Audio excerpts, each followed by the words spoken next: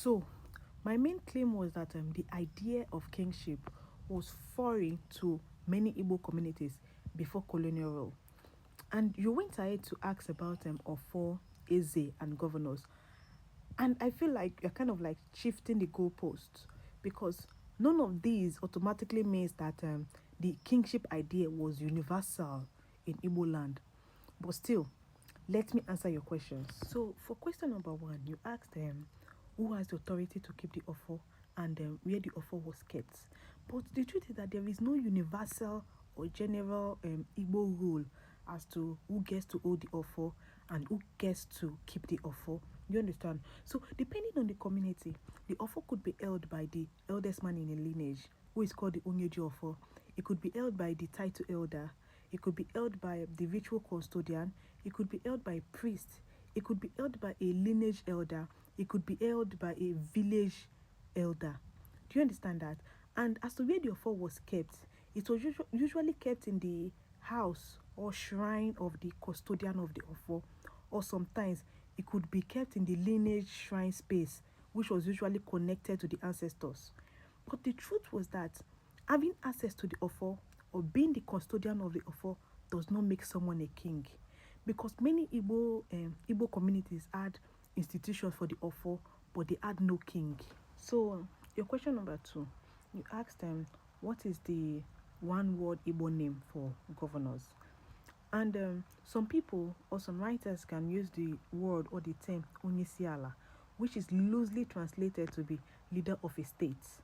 But I am sorry, but this question is historically irrelevant because governors are a colonial and post-colonial institutions, and the existence of a modern word for governor tells us nothing about the pre-colonial Igbo political system.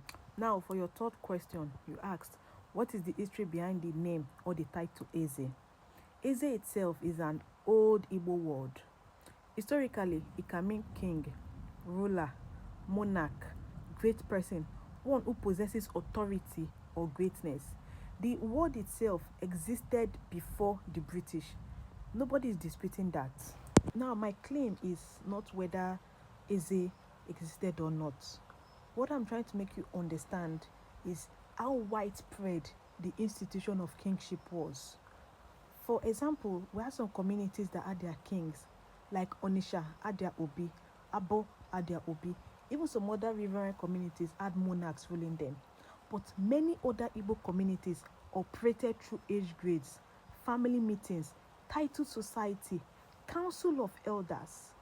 The existence of the word Eze does not prove that every single Igbo community had one. What my stance and my claim is that the British expanded and they created king-like institutions in many places that such institutions had not existed before. The best known example was the warrant chief system, which was introduced after the British conquest. And then you asked them, for your last question, you asked them who introduced kingship to all of Igboland. The truth is nobody. And I'm trying to understand whether you are deliberately misunderstanding me or you are ignorantly misunderstanding me. Because I, for one, I never claimed that one person introduced kingship to all of Igboland. That would have been wrong.